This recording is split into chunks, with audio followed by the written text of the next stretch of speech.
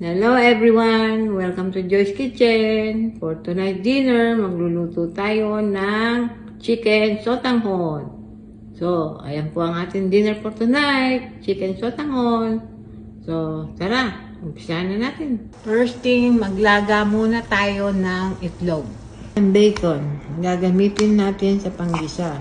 Gamit tayo ng bacon para mas malasa ang ating magiging sabaw. Ang bawang.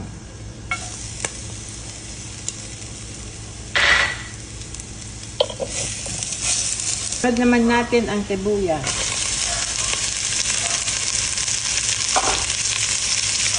Ng dash of annatto powder. Carrots.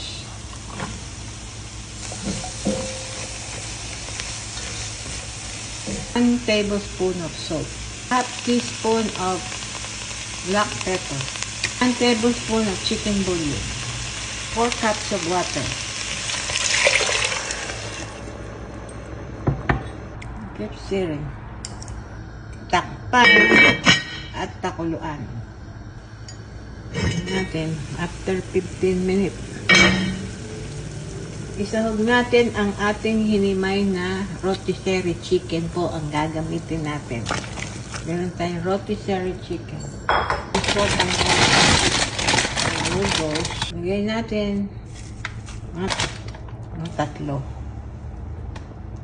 Ito ang ating cabbage. Na rin natin ang celery. Ang ating nilagang itlog. Yan. Ito na po ang ating sotanghon.